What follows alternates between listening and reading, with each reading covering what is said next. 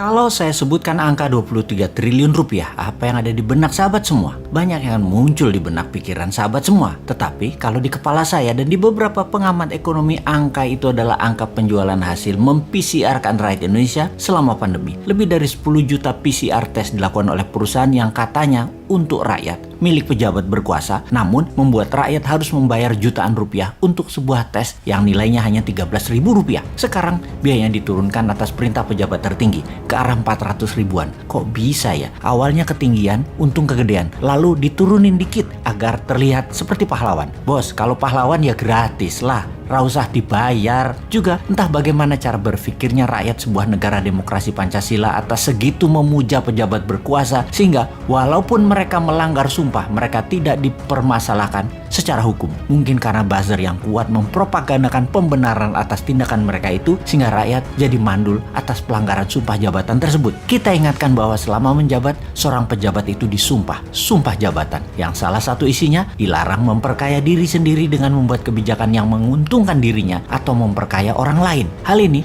sekarang dilakukan oleh orang di sekeliling penguasa yang baik, yang jujur, yang rendah hati pilihan rakyat tersebut, namun membiarkan banyak penyalahgunaan jabatan oleh orang-orang di sekelilingnya. Ini bukan kita loh yang mengatakan, ini dikatakan dengan tegas berkali-kali oleh Profesor Mahfud MD.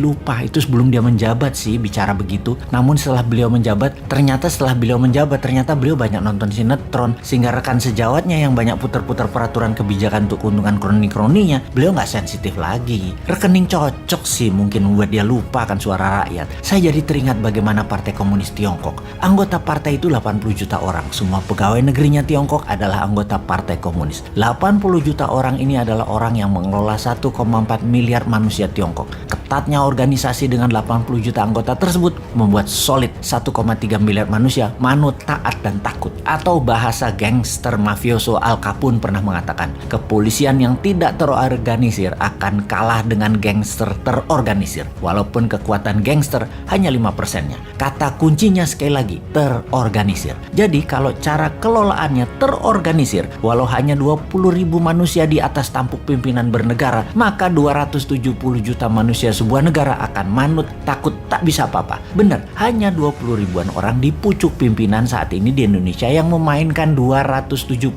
juta manusia Indonesia yang swargo nunut neroko katut, atau digiring ke surga ya ikut, digiring ke neraka ya ke bawah. 20 ribuan manusia itu siapa saja? Puncuk pimpinan tertinggi pemerintahan dan para menteri dan para pejabat eselon 1 departemen ke departemen lainnya plus BUMN, nggak ada 2 ribuan orang. Militer dan kepolisian tidak lebih 100 orang yang berbintang 3 dan berbintang 4. Anggota DPR dan elitis parpol sampai DPRD tidak sampai 10 ribuan orang. Pemerintah daerah, gubernur, bupati, wali kota beserta jajaran tinggi Pemda, nggak ada 3 ribuan orang. Di seluruh jabatan publik posisi elitnya tidak sampai 3 ribuan orang. Sekali lagi, hanya 20 ribuan pejabat pengambil keputusan yang mempengaruhi 270 juta manusia Indonesia. Mau dibuat pinter rakyatnya, mentalnya mau jadi kuat, manusianya menjadi produktif, atau mau dibuat rakyat Indonesia ini menjadi malas, manut, takut, atau mau dibuat menjadi negara yang ditakuti dunia, dihormati, menjadi negara kaya, menjadi negara superpower militernya, menjadi negara yang mendominasi laut. Ya hanya 20 ribuan orang ini saja yang bekerja. Kalau 20 ribuan orang ini pragmatis, meniru pucuk-pucuk pimpinan jabatan yang kasual, yang memainkan kebijakan untuk kepentingan kantongnya dan kroninya, ya semuanya yang 20